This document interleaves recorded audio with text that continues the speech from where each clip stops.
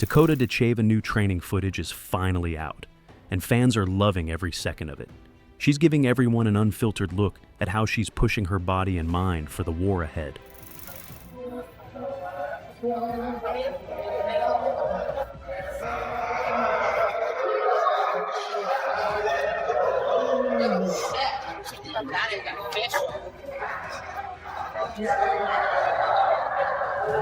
Here it is.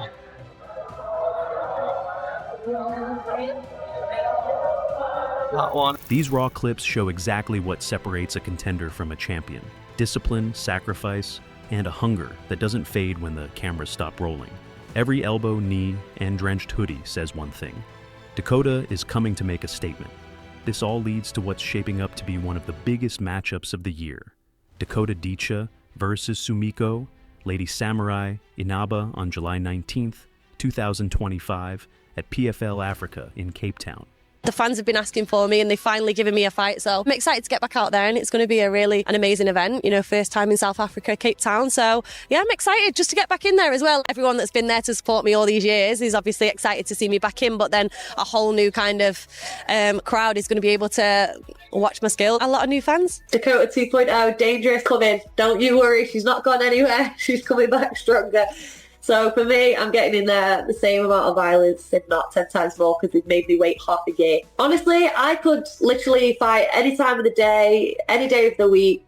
Like, you could just put me in the cage and I'd just go for it. So for me, it doesn't really matter where it is, when it is. I'm going to be ready. Sumiko Inaba, the opponent. I mean, obviously, she's got an impressive record as well. Maybe not as well known as you at this point, but 8-1, a formidable opponent. I guess, what do you think about her? Yeah, I mean, when they come up with her name, like, you can't turn your nose up to fighters like that. She might not have been around for a while, but I mean, 8-1, 9-1. She's kind of been around longer than I have in this Bellator and MMA world. So for me, she's going to come for it. And these are always the most dangerous fighters, the ones that don't have anything to lose, so I've got to take it serious and I'm ready for it. I think it'll be a really good matchup as well. Like, she's a little bit more of a striker. She'll grapple as well, but I feel like she want to stand and trade a little bit. So I'm excited. It's a great matchup and a great girl as well. I've seen her around in the tournament last year and she's always super nice, so I don't really have anything bad to say about her. I feel like me and PFL have been on a journey. Like, I'm a little bit of an example for kind of the next generation. It's setting off PFL Europe as well. I feel like UK fighters over there now that I know, it's like I kind of started it off, now like we know loads of UK fighters that are on the Europe scene and they're all kind of progressing. It's nice to be an example. I quite like it. Like, if the UFC went away, the PFL will probably take up the slack. PFL is going to get people to pay attention. There's one who's really interesting, who's this monster. She's terrifying. Big fight coming up July 19th against Sumiko Inaba. Dangerous is back in the cage and she's going to bring the violence. So don't blink. It's good to be back. She's a little bit more of a striker than she is a grappler. I feel like she does both, but she will stand and strike. So could be a good striking match. We'll see. She's definitely going to bring it. You have to take girls like that serious because they've got nothing to lose as well,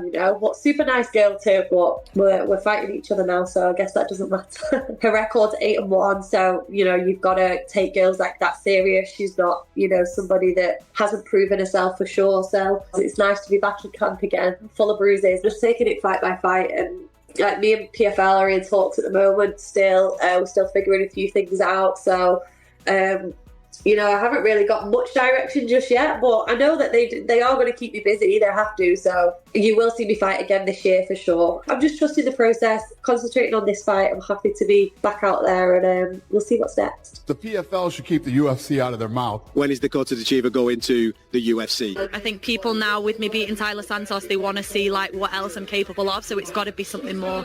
Women want to be equal, and believe me when I tell you, women have proved here that they are equal. They have absolutely proven themselves, and people love the women's fights. These women become big stars. You could be the face of women's MMA. You're on that path. It's there. Just scare me a little bit, that people are putting all this faith in me, although I know I'm going to do that anyway. I'm going to be the face of female MMA. I know that's one of my goals, to inspire and things like that, and I want to be the best. I never expected these women to be as technical and as badass as they have been. It is can be daunting at times that I kind of got all this kind of media and stuff like that on me, but it's all coming at the right right time. She is the breakout fighter. I famously got hammered like 10 years ago saying women would never fight in the UFC.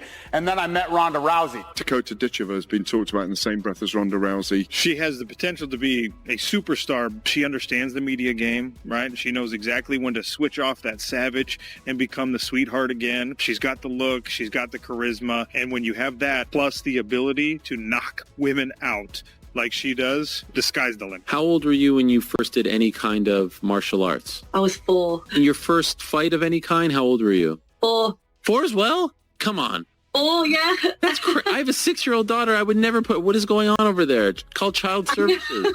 What, 4 years old? It was in Thai boxing, yeah. So it wasn't head contact. It was like interclubs, but it was like decision fights. We've got some videos of me, and I was just as aggressive back then as I am now. Even as a kid, you could really see it in me, like through the videos. Feeling happy, but there's always the downsides on it as well. But the downside? Yeah. Really? Yeah. I always look at what I can improve on. My mum always says that to me as well, but it's just me. Now, the question on every fan's mind: can Inaba actually pull this off? Will she be the first to put a dent in Dakota's flawless record? Or will she be just another name on Dakota's highlight reel, possibly getting her hype train derailed so badly that people start asking, where does she go next? Maybe OnlyFans? That's the brutal reality of this game. One night can flip your whole career. But here's the truth. This isn't just some random fight slapped onto a card. This is a clash between two rising forces who both see themselves as the future of women's MMA. On one side, you've got Sumiko Inaba, fearless, relentless, and always hunting the finish. She's earned her nickname, Lady Samurai, for a reason. She fights with heart, grit, and a refusal to back down.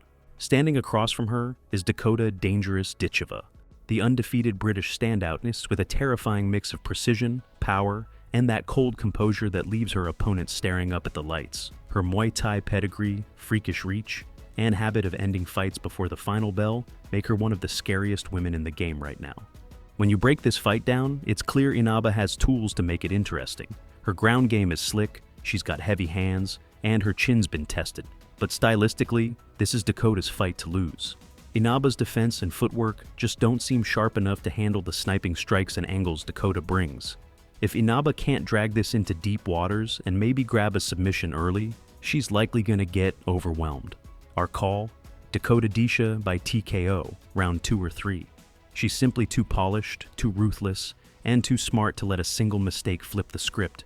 And this is just the beginning, because while Dakota's dominating the PFL scene now, her real mission is much bigger. She's got her eyes locked on the UFC. Remember, Ronda Rousey had the UFC hype machine behind her, and that turned her into a global icon. Dakota doesn't have that yet. She's been building her empire mostly on her own, fight by fight, clip by clip, knockout by knockout. Millions of fans tune in just to see how violently she can finish the next challenger. Ronda Rousey and things like that. Ronda was quite a big, person for me to look up to. So, yeah, they were like the people that I've watched. Obviously, Shevchenko and Joanna from Thai boxing. So, like, their journeys were similar. I think that's why I gravitated towards them a lot. How do you not let all of this get to your head now? You're now, like you said, you were all over the place. You're being pushed. They seem to be really behind you. How do you not let your head get too big and stay grounded? I think I'm just that type of person anyway. I am just like a humble person, I love to fight. Like I've always said, if I could take the fame away, I would still fight. That's not why I've originally done it. It's not to be famous and become this crazy, world star or anything. It's just kind of happened as I've been fighting, but just love the sport, and my family around me as well. We're all the same. So I think that'll just keep me very grounded. At the beginning, it was to be the top Thai boxer, the top female Thai boxer. But Thai boxing still, I don't feel like has, got the buzz behind it that MMA has. Are you shocked that you got a sub on Saturday? No, everyone else is, but I'm not. Why not? I work hard on my ground game. I love it. I just haven't needed to show it yet. I've obviously had a lot of stoppages stand up, and I love to strike, so I've kind of always relied on that. But I have got a ground game and a wrestling game. I just don't use it that often. Me and my team are just like really happy that I got to show a little bit of it, but we're not shocked at all because I am quite good on the ground. She's only 26, she's already a star, and she's made it clear she wants UFC gold. If she does move to the UFC and keeps this same energy, this same destruction, she could blow past Rousey's legacy and become the biggest name women's MMA has ever seen. So, circle July 19th on your calendar. PFL Africa, Cape Town. It's going to be raw, it's going to be wild, and it might just be the night Dakota Dicha stamps her legacy once again. Or maybe Sumiko shocks the world and flips the division upside down. Either way, you don't want to blink. If you're hyped for this showdown, smash that like button and drop your prediction in the comments. Does Inaba pull the upset, or does Dakota keep steamrolling her way to UFC superstardom? Hit subscribe if you haven't yet, and keep it locked here. We'll keep bringing you every savage moment from the world of MMA.